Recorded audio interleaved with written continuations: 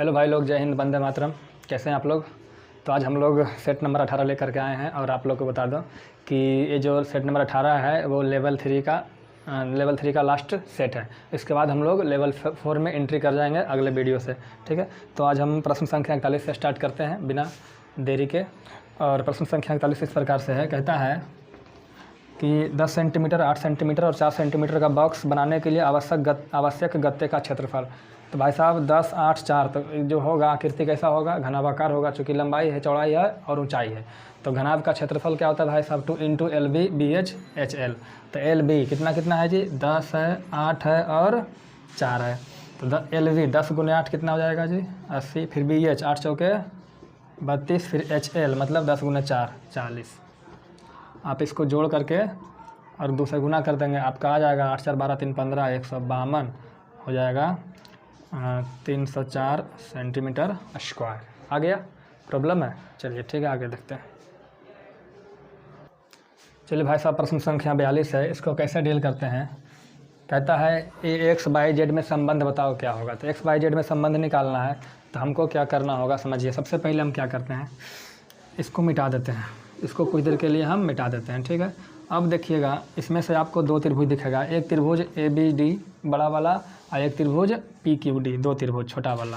तो इस 2 त्रिभुज की बात करेंगे। और एक चीज़ और दे रखा है कि ये 90 है और हमारा ये भी 90 है। तो इसकी तो ये बात नहीं करेंगे क्योंकि त्रिभुज से बाहर है। त्रिभुज से बाहर है तो त्रिभुज के अंदर की बात करेंगे। तो हम देखेंगे क्या कि जो बड़ा वाला त्रिभुज है ABD, त्रिभुज ABD समकोण है और त्रिभुज PQD ये भी समकोण है। और चूँकि जो 2 समकोण त्रिभुज है इसलिए दोनों क्या होगा? समरूप होगा। समरूप होगा तो दोनों त्रिभुज क्या है? समरूप हो गया। अब जब समरूप हो गया भाई साहब, तो समरूप होने के बाद क्या होता है? उनका भुजाओं का अनुपात बराबर होता है। तो भुजाओं का अनुपात, तो सबसे पहले बड़ा त्रिभुज का एक भुजा लेंगे, कौन? AB का मान कितना है? X। तो एक भुजा लेना पड़ेगा PQD का, इसी के मतलब संगत भुजा कौन होगा? Z। तो X/Z बराबर। दूसरा भुजा लेंगे तो दूसरा भुजा हम चाहें तो ऊपर से AD भी ले सकते हैं, लेकिन AD नहीं लेंगे। क्यों? क्योंकि AD लेंगे तो उससे रिजल्ट नहीं आएगा। तो कौन सा भुजा लेंगे? तो भुजा लेंगे हम नीचे वाला। नीचे वाला क्यों लेंगे? क्योंकि ये जो भुजा आएगा इधर से एक त्रिभुज बनाएंगे ना तो भी उसमें आएगा, तो कॉमन आएगा, तो रिलेट करने में हमको आसानी होगा। तो हम क्या करेंगे भाई साहब, यहाँ से लेंगे Z और हो गया Z।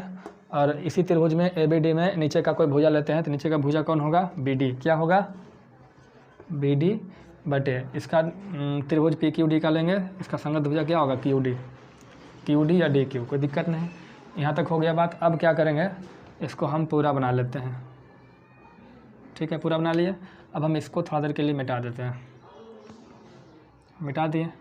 चलिए अब देखिए, यहाँ से भी आपको 2 त्रिभुज दिख रहा होगा, एक त्रिभुज CDB, क्या दिख रहा है जी? त्रिभुज CDB। और एक त्रिभुज A वाला दिख रहा होगा आपको, छोटा वाला, यानी PQB, त्रिभुज PQP। अब दोनों क्या होगा? पैरेलल होगा, सॉरी पैरेलल नहीं, समरूप होगा। समरूप क्यों होगा? क्योंकि देखिए ये 90 है तो इधर भी 90 बनेगा और ये भी हमारा 90 बनेगा। तो दोनों त्रिभुज CDB और PQB दोनों क्या है? समकोण त्रिभुज है, इसलिए दोनों क्या होगा? समरूप होगा।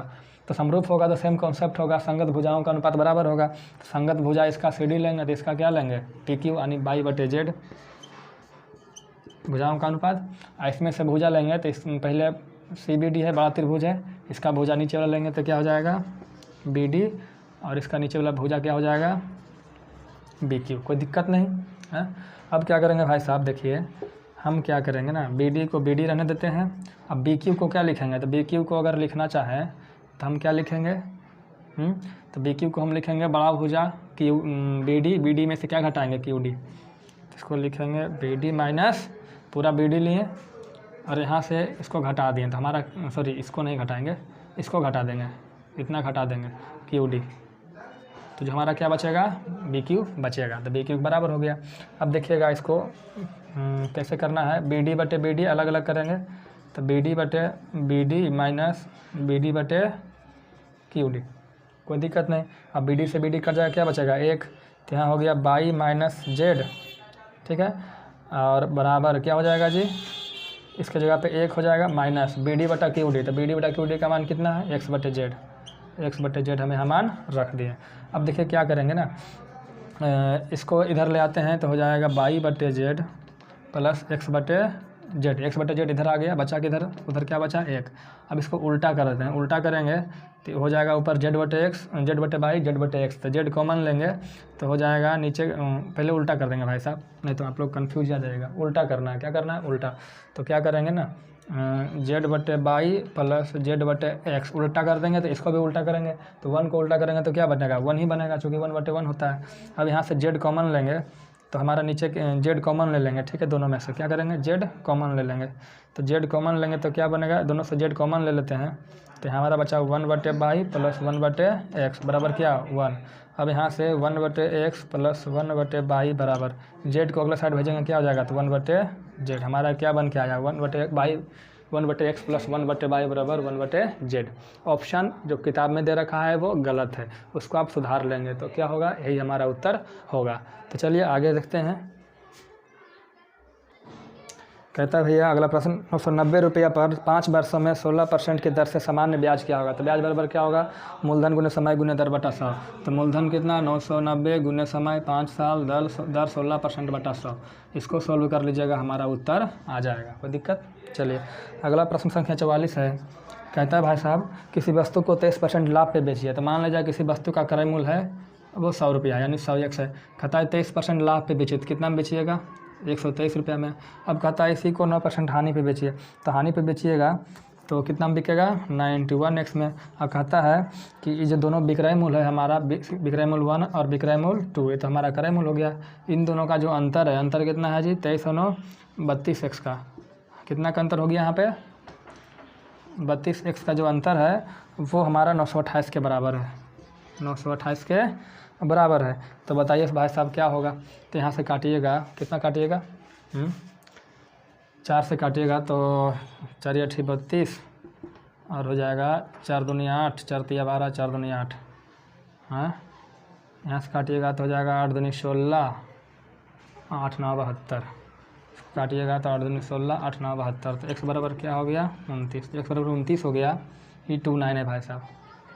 तो कहता है क्रय मूल्य बता, क्रय मूल्य कितना 100x, तो 100 गुने 29 बराबर 2900 हमारा क्रय मूल्य हो गया, ठीक है।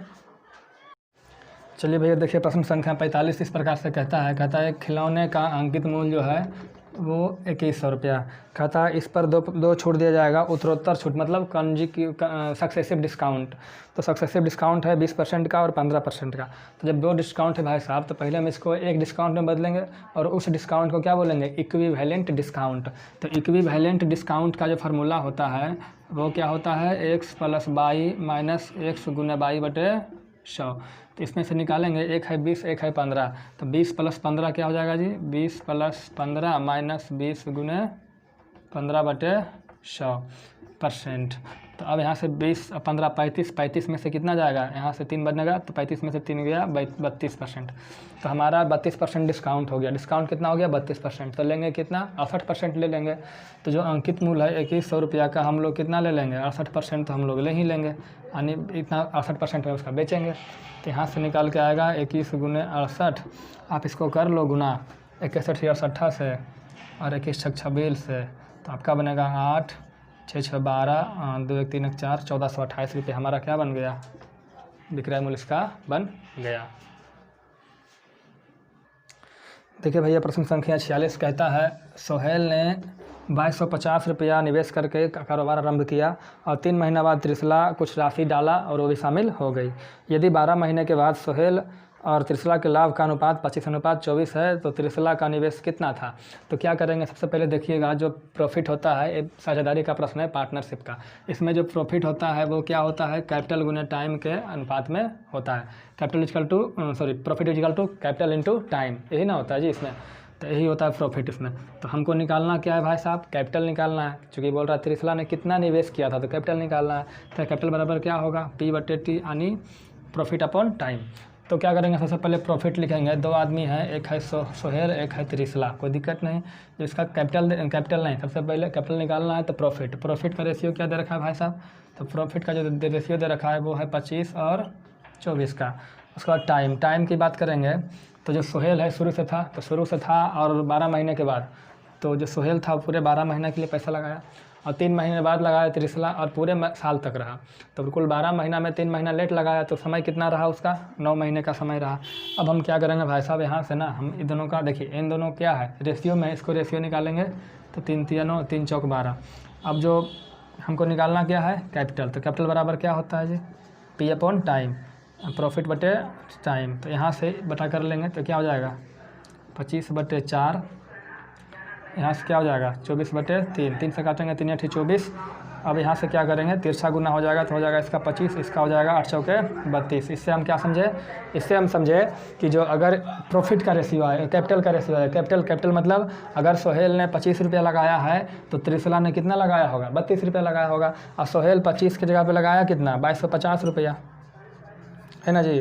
तो कितना यूनिट, 1 यूनिट कितना 25 यूनिट 2250, तो 1 यूनिट 25 नमा 225 मतलब 90, तो 32 यूनिट, तो 32 गुना 90 कर लेंगे भाई साहब, और 90 कर लेंगे 32 गुना 90, तो कीजिए तो कितना आएगा 0, 9 दूनी 18, बाकी 1 और 9 27 28, 2880 रुपये किसने लगाया था, त्रिशला ने इन्वेस्ट किया था। देखिए भाई साहब प्रश्न संख्या 47 कहता है कि यहाँ पे 3 वृत्त है, तीनों वृत्त का जो सेंटर है, एक का है P, एक का है Q, एक का है R, ठीक है। और तीनों के जब सेंटर को मिला देंगे तो एक बनेगा त्रिभुज, क्या बनेगा त्रिभुज। यही त्रिभुज का परिमाप पूछ रहा है, परिमाप मतलब P से R की लंबाई, R से Q और Q से P, तीनों की लंबाई को निकाल कर जोड़ दीजिए, हमारा परिमाप आ जाएगा। और कहता है प्रत्येक वृत्त का जो त्रिज्या है वो 25 सेंटीमीटर है।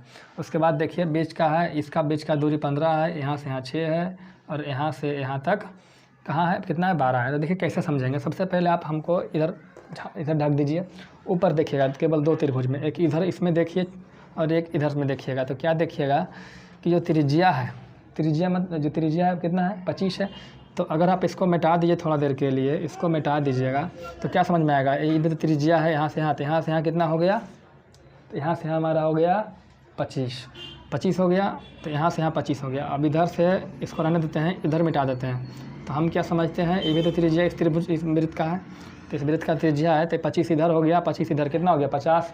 लेकिन हम लोग यहाँ से गौर से देखिएगा, जब 50 हुआ तो इस 15 को हम 2 बार काउंट कर लिए, कितना बार काउंट कर लिए 2 बार, तो एक ही बार तो काउंट करना है उसको, तो 25 25 50 हो गया, तो 50 हो गया सब भाई साहब 50, तो इसको हम 2 बार काउंट कर लिए हैं 15 को, तो एक बार घटा देंगे तो 50 में से 15 जाएगा, कितना बचेगा 35। इसी तरीके से इधर भी देखेंगे तो 2 बार होगा काउंटिंग, तो 25 25 50 होगा, और 6 को 2 बार काउंट करेंगे तो एक बार घटाएंगे तो कितना हो जाएगा 44। इसी तरीके से इसका बात करेंगे इन दोनों वृत्त का, तो इसका त्रिज्या 25 और इसका त्रिज्या 25, कितना हो जाएगा 50, और इसमें की 12 को हम 2 बार काउंट किए हैं तो एक बार घटा लेंगे, 2 बार नहीं घटाएंगे भाई साहब, एक बार घटाएंगे, तो हमारा क्या बन गया 38, यानी एक भुजा 35, एक 44, एक 38, तो 4 5 9 8 17 7 बाकी 1 3 3 6 4 5 11, कितना हो गया 117 सेंटीमीटर इसका परिमाप हो गया। चलिए भाई साहब देखिए, कहता है कि 2 समीकरण हैं और अनंत समाधान के लिए आप बताइए यहाँ पे P और यहाँ पे Q का मान क्या होगा। सबसे पहले देखिए जो क्वेश्चन है द्विघात समीकरण का है, इसका समझिए पूरा बेसिक से। इसमें 3 टर्म होता है, एक को बोलते हैं A1 B1 C1, A2 B2 C2, ठीक है, x y को छोड़ करके A1 B1 C1 A2 B2 C2। तो इसमें क्या होता है ना कि अगर A1/A2 B1/B2 का जो अनुपात है आपस में बराबर नहीं होगा तो एक हल होगा, एक हल मतलब उसका सोल्यूशन एक फिक्स होगा, x का भी और y का भी। लेकिन यदि तीनों आपस में बराबर हो जाए A1/A2 B1/B2 बराबर C1/C2, जब तीनों बराबर होगा जी तो होगा क्या, जब दोनों एक ही लाइन रहेगा तो एक लाइन दूसरे की लाइन ऊपर से गुजर जाएगा, और जब एक लाइन दूसरे के ऊपर से गुजर जाएगा तो कितने बिंदु पर कटेगा, अनंत बिंदु पे कटेगा। इसलिए हल कितने होंगे, सोल्यूशन कितने होंगे अनंत, मतलब x का भी ढेर सा सोल्यूशन हो जाएगा और y का भी ढेर समान हो जाएगा। इस तरीके से अगर A1/A2 बराबर B1/B2 यहाँ भी है, लेकिन C1/C2 बराबर नहीं रहे तो इस कंडीशन में क्या होता है, लाइन एक दूसरे से पैरेलल गुजर जाता है, पैरेलल समानांतर, और जब समानांतर गुजरेगा तो कहीं कटेगा नहीं, और जब कहीं कटेगा नहीं तो कोई सोल्यूशन नहीं होगा। इसी पे आधारित क्वेश्चन पूछता है। तो यहाँ बोला है अनंत समाधान, अनंत समाधान तो पूछा है, अगर अनंत समाधान के जगह पे आपको संपाती लाइन भी दे सकता है तो उसका क्या नियम होता है, यही वाला होगा A1/A2 बराबर B1/B2 बराबर C1/C2। तो A1/A2 करेंगे तो P/2 हो जाएगा, B1/B2 करेंगे तो 6/Q हो जाएगा, और C1/C2 करेंगे तो 3/3 हो जाएगा। अब तीनों आपस में बराबर करना है, तो बराबर कैसे होगा भाई साहब? तो पहले इसको ढकिए और इसको देखिए, तो इसका अनुपात कितना है? 1:1। तो इसका भी 1:1 आना चाहिए। तो यहाँ पर क्या मान रखेंगे? 6, तब ना 6 से 6 कट जाएगा तो 1:1 बनेगा जी। चलिए अब बीच वाला को ढक लीजिए, तो क्या दिखेगा? P/2 = 1/1।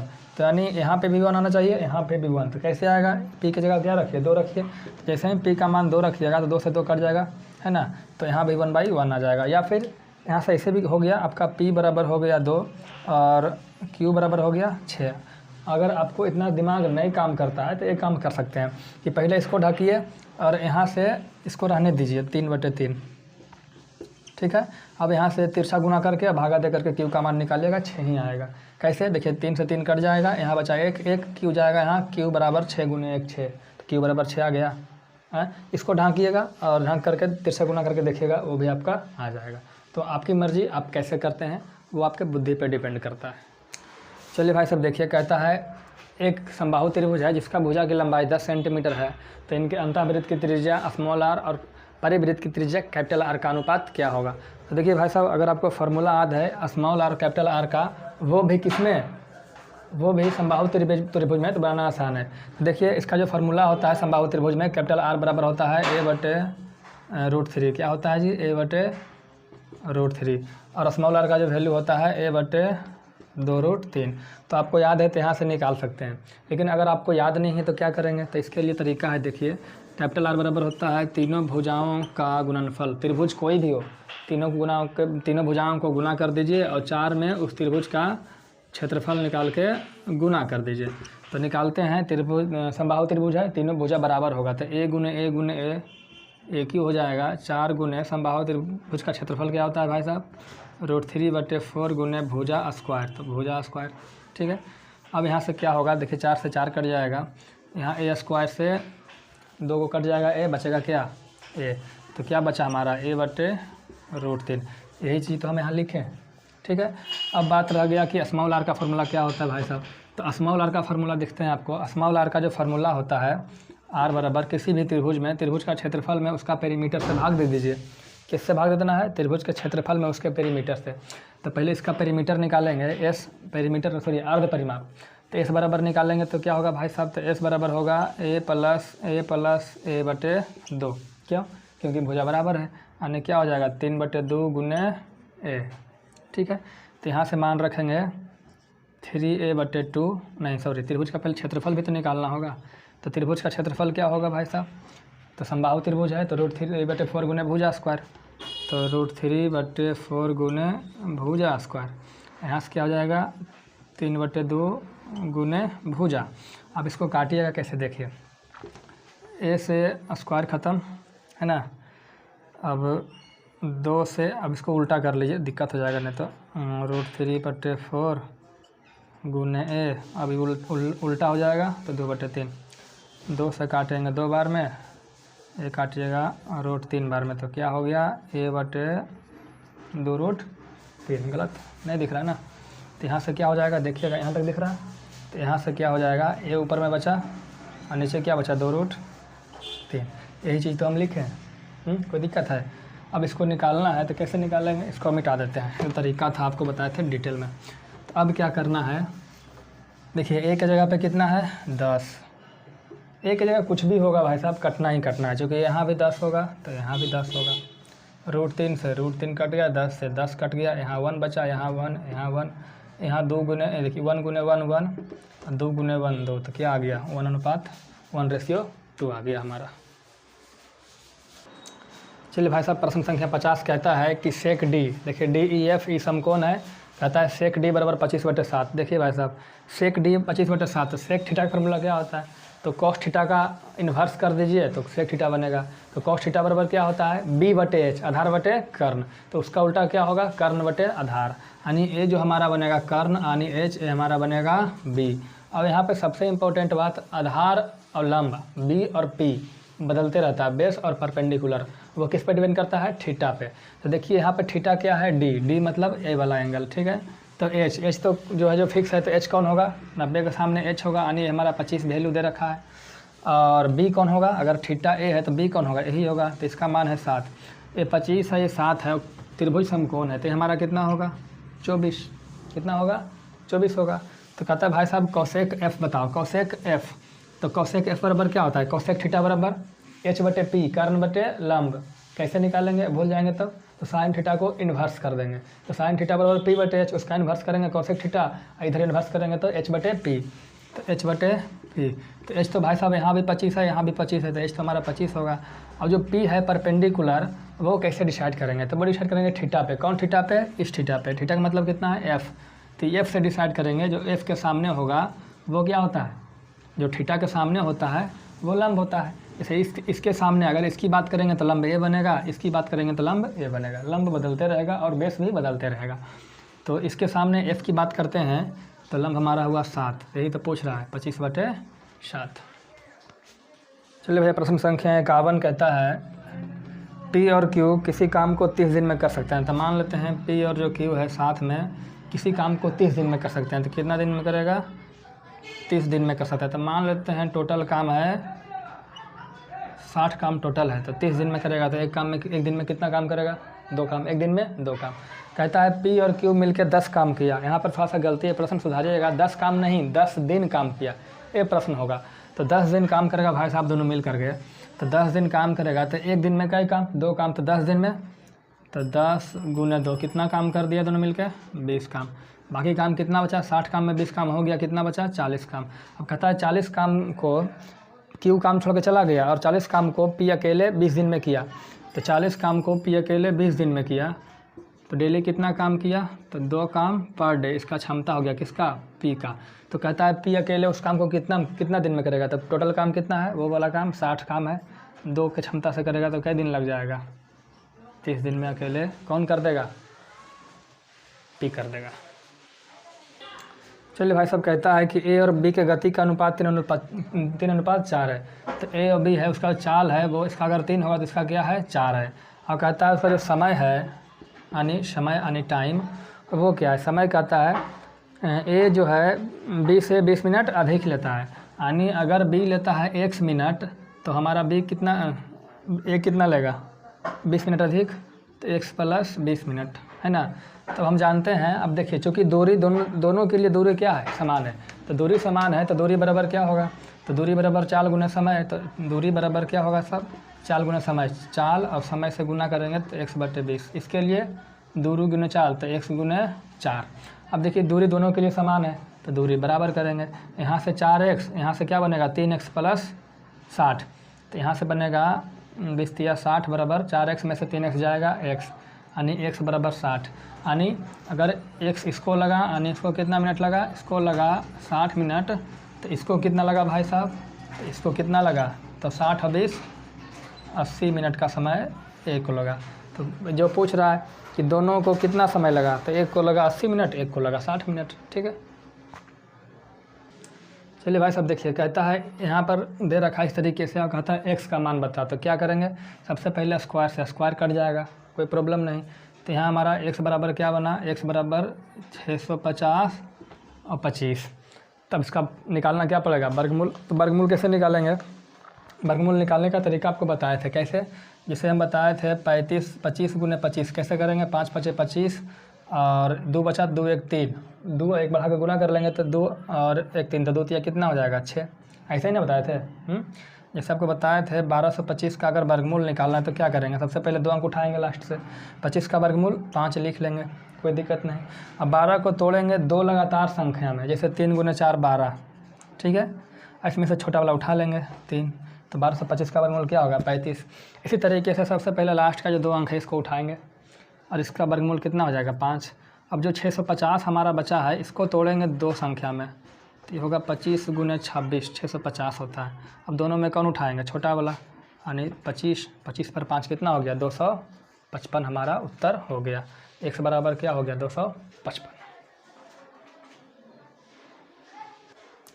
चलिए भाई साहब कहता है प्रश्न संख्या 55, एक रस्सी का 120 मीटर नाप लेने के बाद पता चला कि मीटर का जो रॉड है 3 सेंटीमीटर लंबा था, तो रस्सी की सही लंबाई क्या हो गई। देखिए एक रस्सी था उसको रॉड से नाप रहे थे, रॉड नापने वाला रॉड होता है, तो वो उससे हम नापते 120 मीटर तक, और बाद में मालूम चला कि जो रॉड की लंबाई है 3 सेंटीमीटर ज़्यादा है। मतलब हम जिसको 1 मीटर नाप रहे थे वो 1 मीटर नहीं, जिसको हम 100 मीटर समझ रहे 100 सेंटीमीटर समझ रहे थे वो एक्चुअल में 103 सेंटीमीटर था। ठीक है, तो 103 सेंटीमीटर था, यानी 3 सेंटीमीटर फाजिल ना पा रहा था। कितना बार? हर 1 मीटर में 3 सेंटीमीटर ज़्यादा माप रहे थे। तो हम लोग कितना मापे? 120 बार नापे। 120 मीटर 120 बार, तो 3 सेंटीमीटर हर बार फाजिल हो गया, तो 360 सेंटीमीटर फाजिल हो गया। तो 360 मीटर जब फाजिल हो गया, इसका मतलब क्या हुआ? 3 मीटर और 60 सेंटीमीटर फाजिल हो गया। हम लोग नापे थे कितना? 120 मीटर, है ना, 120 मीटर। इस तरीके से इसमें 3 मीटर 60 सेंटीमीटर फाजिल हो गया, तो हो कितना गया? 130 मीटर 60 सेंटीमीटर, है ना जी। 123 मीटर और 23 मीटर और 60 सेंटीमीटर। चलिए भाई साहब, कहता है एक धनराशि 20 वर्ष में 9 गुना हो जाती है तो ब्याज की दर ज्ञात करें। ब्याज की दर का 10 गुना दर क्या होगा? तो देखिए, धनराशि 20 वर्ष में 9 गुना हो गया। इसका मतलब क्या समझे कि अगर 1 रुपया था तो वो 9 साल में कितना हो गया? 9 साल में है जी, हाँ नहीं 20 साल में। कितना साल में? 20 साल में कितना गुना हो गया? 9 गुना। यानी 1 रुपया से 9 रुपया हो गया। तो हमारा ब्याज क्या बना? तो हमारा यहाँ से जो ब्याज बना वो कितना? 8 रुपया। तो ब्याज बराबर क्या होता है? मूलधन 1 रुपया गुने समय 20 और गुने दर। दर तो निकालना है, बटे कितना हो गया? 100। 20 से काटेंगे 20 25 100, तो यहाँ से R बराबर 8 5 40%। तो कितना दर हो गया हमारा? दर हो गया 40%। तो कहता है भाई साहब इस दर का 10 गुना दर निकालो। तो इसका 10 गुना निकालेंगे तो कितना परसेंट हो जाएगा? 400% हो ही जाएगा। चलिए भाई साहब, कहता है कि 6 सही 2/3% वार्षिक प्रति वर्ष के चक्रवृद्धि ब्याज पर 3375 रुपया 4096 रुपया कितने वर्ष में हो जाएगा? तो देखिए भाई साहब, जो रेट है वो 6 सही 2/3% है। इसको जब बदलेंगे हम लोग फ्रैक्शन में तो इसका क्या होगा? 1/15। इसका मतलब क्या समझे? इससे मतलब हमको ये समझना है कि अगर 15 रुपया ब्याज है, मूलधन है, तो अगले साल कितना हो जाएगा? 1 रुपया बढ़ जाएगा, तो हो कितना जाएगा? 16। अब देखिएगा, जो हमारा रियल में डेटा था वो कितना था? मूलधन था 3375 रुपया, बढ़कर कितना हो गया? 4096 रुपया। कोई दिक्कत है ना? तो देखिए यहाँ 15 से 16 हो रहा है एक साल में, यहाँ 3375 से 4096 हो रहा है। देखिए मूलधन मिश्रधन, मूलधन मिश्रधन, तो हम कितना समय के लिए? तो मान लेते हैं n समय के लिए, है ना। तो n समय के लिए तो पावर n होगा ना जी। तो अब इसको जब हम तोड़ेंगे तो हो जाएगा 16/15 का पावर 3। देखिए आधार बैच कर गया, तो n बराबर कितना हो गया? 3 साल के बाद हो जाएगा। चलिए भैया, अगला कहता है प्रश्न संख्या 58। कहता है एक कस्बा का जो आबादी है 1,26,800 है। कितना है भाई साहब? 1,26,800 है। कहता है अगले साल 15% बढ़ता है। तो 15% का मतलब क्या हुआ भाई साहब? तो 15% का मतलब हुआ कितना? 3/20। कैसे निकालेंगे? तो 5% बराबर 1/20, तो 15% बराबर, तो 5% का तिगुना, तो 1/20 का तिगुना 3/20। इसका मतलब कि पहले 20 था तो बढ़कर कितना हो गया? 3 बढ़ गया। तो पहले जो आबादी था उसका 20 से 3 23/20 हो गया। फिर कहता है अगले साल 20% घट जाता है। तो 20% का मतलब क्या हुआ? तो 20% का मतलब हुआ 1/5। मतलब 5 था तो 1 घट गया, तो हो कितना गया? 4/5। इसको काटेंगे 20 25 100 से 2 को 0 कट जाएगा, तो हमारे पास बना 1268 गुने 23 चौक 92। ठीक है, यहाँ ऑप्शन से चाहें तो आप देख सकते हैं, नहीं गुना कर सकते हैं। तो हमारा जो बनेगा 1,16,656 बनेगा, 1,16,656 बनेगा। गुना करके देखिएगा, इतना ही आएगा। कहता भैया 5 संख्याओं का मध्यमान, मध्यमान मतलब औसत। तो 5 संख्याओं का औसत 18 है। तो 5 संख्याओं का जब औसत 18 तो उसका योग कितना होगा? तो 5 गुने 18 कितना हो जाएगा जी? 90। अब कहता है उनमें से एक संख्या को बाहर निकाल देते हैं तो औसत 16 हो जाता है। तो 4 संख्याओं का जो औसत कितना हो जाएगा जी? तो 4 और हो कितना जाता है औसत? 16। तो योग कितना हो जाएगा? 16 चौका 64। पहले था कुल मिला के 90, अब हो गया 64। तो कौन निकला बाहर? तो घटा देंगे, तो यहाँ से बचेगा 26। जो 26 को हम लोग क्या किए? निकाल दिए हैं बाहर। चलिए भाई साहब, अगला प्रश्न संख्या 60 है। इसमें थोड़ा सुधार करने की ज़रूरत है, सुधार कर लीजिएगा। कहता है 5,000 रुपये के विक्रय मूल्य वाले, विक्रय मूल्य वाले नहीं होगा, वहाँ होगा अंकित मूल्य वाले। इसको थोड़ा सा सही कर लीजिएगा। तो अंकित मूल्य दे रखा है 5,000 रुपया। अंकित मूल्य कितना है भाई साहब? 5,000 रुपया।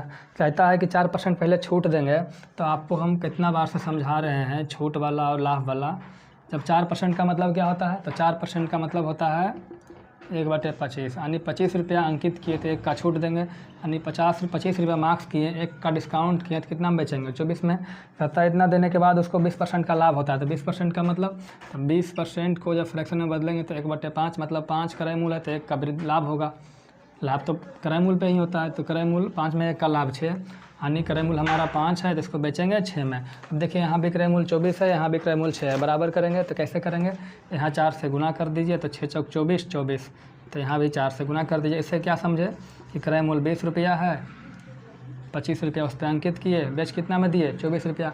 अब कहता है जो आप अंकित मूल 25 रुपया बता रहे हैं 25 यूनिट, और 25 यूनिट नहीं है, कितना है 5000 है, तो 25 यूनिट 5000 तो 1 यूनिट 200। तो कहता है भाई साहब क्रय मूल बता, तो क्रय मूल कितना यूनिट है 20 यूनिट, तो 20 गुने 200 कितना हो जाएगा 4000 रुपया, हमारा क्या हो गया क्रय मूल हो गया। चलिए भैया प्रश्न संख्या 61 देखिएगा, आपको प्रश्न दिख रहा होगा, प्रश्न बहुत लंबा है ना, तो इसको हम बोल नहीं सकते हैं, तो हम इसको देखिए मान लेते हैं, जो पहला 2.247 है इसको ए मान लेते हैं, दूसरा 1.730 है इसको बी मान लेते हैं, और तीसरा को 1.023 को मान लेते हैं सी। तो हमारा जो फार्मूला बनेगा देखिएगा प्रश्न के अनुसार, पहला है 2.247 का क्यू यानी इसका क्यू, तो ए क्यू, फिर बन जाएगा B Q plus C Q minus 3ab/c, ठीक है। और क्या बनेगा भाई साहब, और बनेगा तो हो गया ऊपर का बात है, और नीचे जो भी बनेगा वो बनेगा a² plus b² plus c², क्या बनेगा c² minus ab minus bc minus ca, यही बनेगा या ये सी बनेगा, ठीक है। तो अब क्या करना है, इसमें क्या कहता है भाई साहब, इसका मान ज्ञात करो। तो इसका मान ज्ञात कैसे करेंगे, देखिए सबसे पहले ऊपर वाला जो होता है ना उसका फार्मूला होता है, क्या होता है इसका फार्मूला होता है a³ plus b³ plus c³ minus 3abc बराबर होता है a plus b plus c into a² plus b² plus c² minus ab minus bc minus ac या c, ये बात बराबर है। ये तो इसका फार्मूला हो गया, और नीचे में ऑलरेडी है a² plus b² plus c² minus ab minus bc minus ca। ये देखिएगा भाई साहब इन दोनों सेम है, तो इससे कट जाएगा तो क्या बचा हमारा a plus b plus c, यानी इन तीनों को जोड़ दीजिए, तो जोड़िएगा तो 7 3 10 के 0 बाकी 1, 4 3 7 2 9 1 10 के 0 बाकी 1, 7 2 9 1 10 बाकी 1, 2 2 4 1 5। तो इसका वैल्यू क्या आया, इसका वैल्यू हम लोग का आया 5। तो भाई साहब ABC होगा, ठीक है। देखिए भाई साहब कहता है संख्या है 4 3 8 3 6, इसमें 8 का स्थानिक मान यानी स्थानीय मान और प्रत्यक्ष मान का योग बताइए। तो स्थानीय मान कितना होगा भाई साहब, 8 का पूछ रहा है, तो 8 का स्थानीय मान 8 का 8 लिखिए, इसके बाद जितना अंक है उतना 0 लगा दीजिए, तो 800 हो गया स्थानीय मान। इसका रियल वैल्यू कितना हुआ, तो 8 का रियल वैल्यू क्या हुआ 8 ही हुआ, इसको जोड़ दीजिए तो क्या बनेगा 808 बनेगा, कोई दिक्कत नहीं है। चलिए अगला कहता है प्रश्न संख्या 63, इस तरीके से कहता है आरती 6 दिन में कोई काम करती है, ठीक है, उसी काम के 3 तो वह 3 काम को कितने दिन में करेगी। देखिए कोई काम है, तो मान लेते हैं एक काम है, इसको करती है कितने दिन में 6 दिन में, भाई साहब 6 दिन में। कहता है इसी तरह के 3 काम, तो 3 काम कैसे करेंगे, 3 से इधर गुना करेंगे तो 3 से इधर भी गुना करेंगे, तो 3 काम हो गया, और कितना दिन हो गया 18 दिन हो गया, कोई दिक्कत। चलो भैया देखिए कहता है प्रश्न संख्या 64 करते हैं, 65 बाद में करेंगे। कहता है एक कार है, क्या है एक कार जो 15 घंटा में 300 किलोमीटर जाता है, तो चाल क्या होगा। तो चाल बराबर क्या होगा दूरी बटे समय, दूरी कितना है 300, चाल कितना है सॉरी निकालना क्या है भाई साहब, चाल निकालो, चाल बराबर दूरी बटे समय, दूरी 300 समय 15, तो काटेंगे 15 दूनी 30, तो 20 किलोमीटर पर घंटा हमारा चाल हो गया। इसमें क्या बताना था। अगला देखिए 65 नंबर प्रश्न कहता है भाई साहब कि एक वर्ग है, तो वर्ग है, इसका जो भुजा है वो 3 सेंटीमीटर है, तो जब भुजा 3 सेंटीमीटर है तो इसका कुछ ना कुछ क्षेत्रफल होगा और कुछ ना कुछ परिमाप होगा। तो हम सबसे पहले परिमाप की बात करते हैं, तो परिमाप कितना होगा और क्षेत्रफल कितना होगा, ये देखिए। तो परिमाप हो जाएगा 3 6 9 12, है ना, 12 सेंटीमीटर हो गया इसका परिमाप, और क्षेत्रफल कितना होगा, तो इसका क्षेत्रफल क्या होता है जी भुजा का स्क्वायर, यानी 3 का स्क्वायर 9। लेकिन ये नहीं पूछ रहा है हमसे पूछ रहा है ना कि आप इसको क्या कीजिए, किनारे से काटिए, क्या कीजिए किनारे से इसको काट दीजिए, इस तरीके से, इस तरीके से, और इस तरीके से काट दीजिए, और इस तरीके से काट दीजिए। और काटना कितना है, इस तरीके से काटना है कि ये जो है 0.5 सेंटीमीटर हो जाए ए वाला, और ये भी हमारा 0.5 सेंटीमीटर हो जाए। इसी तरीके से चारों कोना में हो जाए। तो आप परिमाप बताइए भाई साहब, तो परिमाप भी बदल जाएगा और क्षेत्रफल भी बदल जाएगा। तो क्षेत्रफल कैसे बदलेगा ये देखिएगा, ये देखिए त्रिभुज है, हम जानते हैं जो चूँकि वर्ग है, और वर्ग का जो यहाँ जो कोण होता है चारों कोण वो समकोण होता है। तो भाई साहब जब समकोण होता है ना, क्या होता है समकोण। तो समकोण होगा तो इस त्रिभुज का क्षेत्रफल कितना होगा, तो इस त्रिभुज का समकोण त्रिभुज का क्षेत्रफल हो जाएगा एरिया बराबर 1/2 आधार, आधार कितना 0.5, 0.5 को 1/2 बोलेंगे, और ऊंचाई भी 1.2 हो गया, यानी 1/8 हो गया। क्षेत्रफल कितना हो गया 1/8। अब इसी तरह का 1 2 3 4 है ना, 4 त्रिभुज है, तो 4 का क्षेत्रफल कितना हो जाएगा, 4 से गुना करेंगे तो हो जाएगा 4 दूनी 8, 1.2 यानी 0.5 सेंटीमीटर स्क्वायर। देखिए 0.5 सेंटीमीटर स्क्वायर चारों का क्षेत्रफल हो गया। अब देखिए पूरा का पूरा 9 था, इसमें से 0.5 चारों मिला के हो गया, तो क्षेत्रफल में घट जाएगा। तो 0.5 यहाँ से घटाएंगे तो क्या बनेगा 8.5 सेंटीमीटर स्क्वायर। तो एक उत्तर आया हमारा, दूसरा नहीं आया। दूसरा कहता है भाई साहब इसका परिमाप भी याद करो। अब देखिए भैया परिमाप बदल जाएगा, कैसे बदलेगा, जो पहले परिमाप था वो पूरा इस तरीके से था, ठीक है। अब जो नया परिमाप बनेगा ये ऊपर वाला कट जाएगा, ये कट जाएगा, ये भी कट जाएगा, है ना। तो इस तरीके से हमारा इसको जोड़ना होगा, यहाँ से इधर इधर इधर इस तरीके से हमको जोड़ना होगा। तो हम सबसे पहले क्या करेंगे, देखिए नया परिमाप कैसे निकालेंगे। देखिए 0.5 इधर कटा और 0.5 इधर कटेगा, कोई दिक्कत। तो 0.5 कितना हो गया, 1 कट गया। टोटल यहाँ से यहाँ 3 दे रखा है, 3 में से 1 कट गया, तो इधर कितना बचा 2, ये भी बीच वाला 2, बीच वाला 2, बीच वाला 2।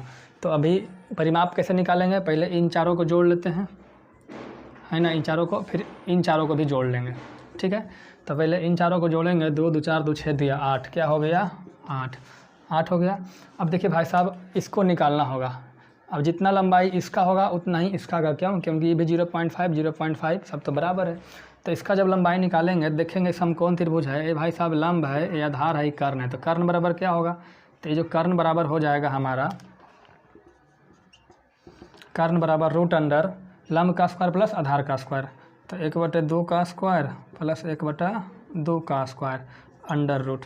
तब यहाँ से हम लोग करेंगे, इसको मिटा देते हैं, आगे बढ़ेंगे तो क्या हो जाएगा 1/4 प्लस 1/4 है ना जी, 1/4 प्लस 1/4 का अंडर रूट, ऐसा ही नहीं होगा। अब यहाँ से क्या करेंगे, यहाँ क्या हो जाएगा 2/4 का अंडर रूट, कोई दिक्कत नहीं। यहाँ से काटेंगे तो क्या हो जाएगा जी 1/2, यानी 1/√2 हमारा हो गया। तो 1/√2 हो गया। एक का लंबाई, इसका लंबाई क्या हो गया 1/√2। तो इस तरीके से 4 गो है, तो इसमें 4 से गुना करेंगे तो क्या हो जाएगा 4/√2। तो 4/√2 है, तो इसको हम ऐसे लिखेंगे, देखिए यहाँ से क्या हो गया 4/√2। इसको हम इस तरीके से लिख सकते हैं, 4/√2 को ऐसे लिखेंगे, 4 को लिखेंगे, देखिए 4 को क्या लिखेंगे, तो 2 दूनी 4 है ना। अब इस 2 को लिखेंगे √2 गुने √2, तो 2 और √2 2 दूना 4, यहाँ हो गया 2, √2 से √2 कट गया, क्या बचा हमारा 2√2। तो इसको जोड़ें तो 8 आया, बीच वाला को, इस चारों को जोड़ें तो कितना आया 2√2। तो 8 प्लस भाई साहब 8 तो पहले से लिख दिए हैं 2√2। ये हमारा क्या आ गया परिमाप नया, ये हमारा आ गया नया क्षेत्रफल। यही तो पूछ रहा है हमसे। चलिए भैया देखिए प्रश्न संख्या 66 है, प्रश्न ए दे रखा है, कहता है इसको सोल्यूशन करके हमको 4 ऑप्शन में कोई ऑप्शन बताइए कौन सा सही होगा। तो एक तरीका तो आप लोग है कि पूर्णांक तोड़ के जोड़िए, बट्टे करके फिर एलसीएम लीजिए, गुना भाग जोड़ कीजिए, फिर आएगा। तो उसमें कीजिएगा तो भाई साहब फंस जाइएगा, ठीक है। तो करना क्या है, देखिए आपको एक चीज़ सिखाते हैं जो आप लोग जानते हैं लेकिन कभी गौर नहीं किए, गौर कीजिएगा, यही ट्रिक होता है आगे चल करके, ठीक है। देखिए अगर हम लिख दिए 2 सही 3/4, इसका मतलब क्या होगा, पूर्णांक तोड़ेंगे तो 4 दूनी 8 3 11/4, ठीक है, कोई दिक्कत नहीं। अब हम इसको कहते हैं कि 2 सही 3/4 को हम 2 प्लस 3/4 भी लिख सकते हैं। पूछे क्यों, देखिए इसको भिन्न का जोड़ निकाल के देखिए उतना ही आएगा। एलसीएम लीजिएगा 4 दूनी 8 प्लस 3 कितना हो गया 11/4 बराबर हो गया, देखिए तो है ना। तो क्या समझे, तो यहाँ से हमको समझ में आता है भाई साहब कि अगर हम 17 सही 3/13 को हम क्या लिख सकेंगे, 17 प्लस 3/13, यहाँ पर क्या दे देंगे प्लस, यहाँ पर क्या दे देंगे प्लस, यहाँ पर क्या दे देंगे प्लस, कोई दिक्कत नहीं दिख रहा है। तो यहाँ पे हम प्लस दे दिए हैं, देखिए 17 था 17 पूर्णांक, ठीक है, यहाँ पे था 3 पूर्णांक, यहाँ माइनस था, यहाँ पे था प्लस 18 पूर्णांक। तो हम क्या कर सकते हैं, यहाँ पे प्लस दे सकते हैं, यहाँ पे प्लस दे सकते हैं, यहाँ पे प्लस दे सकते हैं। अब क्या करेंगे, 17, 3 और 18 एक में जुड़ेगा, तो 17, 18, 35, 35 में से 3 गया 32, है ना। अब देखिए 32 किस में है, तो इसमें है, तो इसी को उत्तर लगा दीजिए, बाकी को कैलकुलेट करने की ज़रूरत नहीं है। तो 32 मिल गया, मतलब आंसर हमारा यही होगा, बाकी छोड़ देंगे, ठीक है। चलिए भाई साहब, प्रश्न संख्या 67 कहता है 13.5% प्रति वर्ष के साधारण ब्याज पर एक धनराशि 4 साल में 3080 रुपये हो जाती है। देखिए 3080 रुपये हो जाती है, तो होती क्या है, मिश्रधन। तो मिश्रधन 3080 है, तो हम मान लेते हैं कि मूलधन हमारा P है। मूलधन हमारा क्या है, P। जब मूलधन P होगा तो हमारा ब्याज क्या होगा, 3000 रुपया, 3080 रुपये में से P घटाएंगे, हमारा ब्याज होगा। अब ब्याज बराबर हो गया क्या, मूलधन गुना समय गुना दर बटा 100। मूलधन हमारा P, समय कितना, 4 साल, दर कितना, 13.5%। 13.5% को क्या लिखेंगे, 27/2, तो 27/2% बटे 100 लिखेंगे, कोई दिक्कत नहीं। हाँ, यहाँ से काट देंगे 4 से, तो कितना हो जाएगा जी, 40 × 5 = 200, 50 बार में। यहाँ से गुना होगा तो हो जाएगा 3080 × 50 बराबर 27 P पहले से है, 50 P जाकर गुना होगा तो इधर जुड़ जाएगा 50 P, कितना हो जाएगा, 50 20 70 70 P 77 P, कोई दिक्कत नहीं। तो यहाँ से P बराबर हो जाएगा 3080 × 50 बटे 77। तो यहाँ से काटेंगे 7 चौके 28, 7 चौके 28, 2 30, 4 बार में 1 0, तो 50 40 कितना हो जाएगा, 2000 रुपये हमारा मूलधन हो जाएगा। चलिए अगला प्रश्न इसी में लपेट लेते हैं। कहता है भाई साहब, यदि रानी 5% प्रति वर्ष के दर से चक्रवृद्धि ब्याज हासिल करने के लिए 5000 रुपया निवेश करती है, तो उसे 2 वर्ष में कितना धनराशि प्राप्त होगा। मतलब धनराशि मतलब वही कितना प्राप्त होगा उसको, अमाउंट, मिश्रधन। तो क्या कहता है, 2 साल है भाई साहब, तो रेट जो है पहला साल भी 5% लगेगा और दूसरा साल भी 5% लगेगा। तो दोनों 5% के बदले एक रेट रखेंगे, उसको बोलेंगे इक्विवेलेंट रेट या समतुल्य दर। क्या बोलेंगे, समतुल्य दर। उसका फार्मूला होता है x + y + x × y बटे 100%, ठीक है। तो यहाँ से 5, x का मान भी 5, y का मान भी 5, तो 5 5 10 और प्लस करेंगे 5 5 25/100, तो क्या हो जाएगा 25/100 0.25, यानी 10.25% हमारा क्या बन जाएगा, इंटरेस्ट रेट बन जाएगा। अब मूलधन कितना भाई साहब, 5000, तो 5000 का 10.25%, यहाँ से दशमलव हटाएंगे, 100 से गुना होगा, 1 2 3, 1 2 3। अब क्या करेंगे, गुना करेंगे तो 25 5 125 और 5 एकम है ना, और एक अंक के बाद दशमलव, 10 से भागा देंगे तो हो जाएगा 512 रुपया 5 पैसा। तो ये हमारा क्या हो गया, ये हमारा हो गया चक्रवृद्धि ब्याज, यानी दर हो, सॉरी ब्याज हो गया। तो ब्याज 5000, 512 रुपया 50 पैसा, तो धनराशि कितना होगा, तो 5000 तो उसका अथी था, प्रिंसिपल था, मूलधन था, और 512 रुपया 50 पैसा उसका ब्याज हो गया। कुल मिला के 5512 रुपया 50 पैसा उसका मिश्रधन यानी अमाउंट बन गया। चलिए भाई साहब देखिएगा, कहता है बंटन है 1 2 3 4 5 6 से लेकर 10 तक, और इसका जो बारंबारता भी है इस तरीके से 1 2 3 4 5 6 से लेकर 10 तक, समझिएगा। इसका बारंबारता मतलब क्या है, मतलब है 1 1 बार आया है, 2 2 बार आया है, 3 3 बार आया है, 4 4 बार आया है, इस तरीके से 10 10 बार आया है। तो इसका माध्य ज्ञात करो। तो माध्य मतलब औसत। तो औसत मतलब क्या होता है भाई साहब, तो औसत का मतलब होता है आंकड़ों का योग बटे आंकड़ों की संख्या। तो ये प्रश्नों का योग बटे प्रश्नों की संख्या, ठीक है।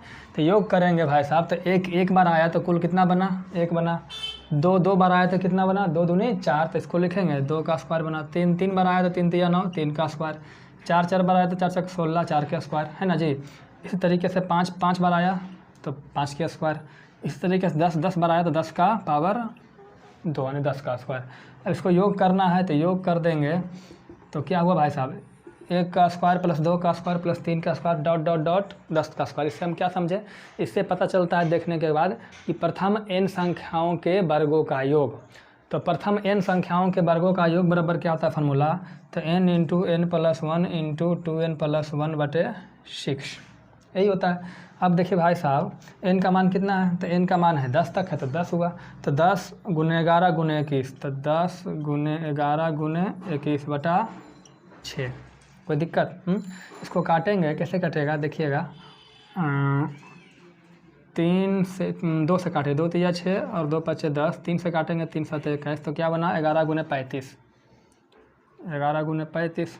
अब आंकड़ों की संख्या देखेंगे भाई साहब, तो आंकड़ों की संख्या देखेंगे तो जो हमारा देखिए 1 बार 2 बार सब मिला के 3 बार, 3 और 3 6 बार, 6 4 10 बार, 10 5 15, 6 21, इस तरीके से जोड़ते जाएंगे। तो 1 से लेकर 10 तक जोड़ देंगे तो कुल आंकड़ों की संख्या आ जाएगा।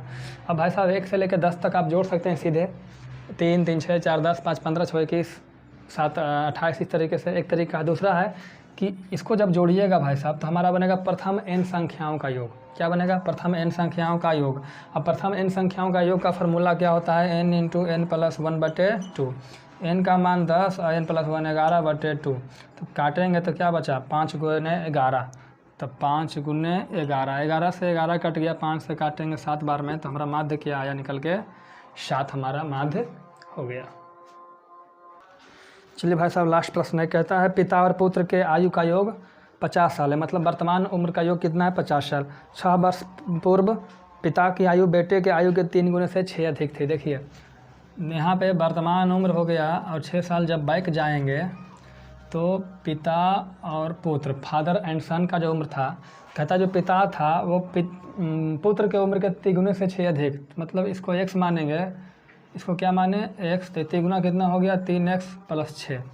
ठीक है, तब बताइए भाई साहब 6 साल पहले उम्र पिता का इतना था, पुत्र का इतना था, तो अभी कितना होगा? तो इसमें 6 जोड़ेंगे क्योंकि 6 साल बाद, अभी क्या है 6 साल बाद, तो यहाँ हो जाएगा 3x प्लस 12, ये हो जाएगा x प्लस 6। और कहता है अभी जो उम्र का योग है वो 50 साल है, अभी जो योग है कितना है? 50 है। तो 3x और x कितना हुआ? 4x, 12 अच्छो 18 है ना। तो यहाँ से हमें क्या सीखे? 3x 4x बराबर 12 6 18 उधर जाएगा घट जाएगा, तो 50 माइनस 18 बराबर कितना हो जाएगा? 32। तो x बराबर 4 8 32, क्या हुआ? 8 है ना। अब x बराबर 8 आ गया। अब जो पूछता है वो निकाल लीजिए। कहता है 6 वर्ष बाद पिता की आयु क्या होगी? तो भाई साहब अभी देखिए पिता का आयु क्या है, तो अभी तो पिता का आयु इतना ही है, तो अभी है कितना? 8 या 24 और 12, 24 12 कितना होगा जी? 8 या 24 12, 36 साल है अभी, इसका उम्र कितना अभी? 36 साल। कहता है 6 साल बाद, तो 6 साल जोड़िएगा तो कितना हो जाएगा? 42 साल हो जाएगा 6 साल बाद पिताजी का उम्र। तो चलिए आई होप आप लोग को समझ गया होगा, आप लोग को समझ आ गया होगा। और मेरा कोशिश रहता है कि हम आपको तरीका साथ बताते चलें, ताकि अगर किसी को कोई फार्मूला अगर कोई भूल भी गया हो तो उसे याद हो जाए, अगर जो नहीं भी जानते हैं उन्हें भी मालूम हो जाए। ठीक है, और फिर तब मिलते हैं अगले वीडियो में, तब तक के लिए जय हिंद जय भारत।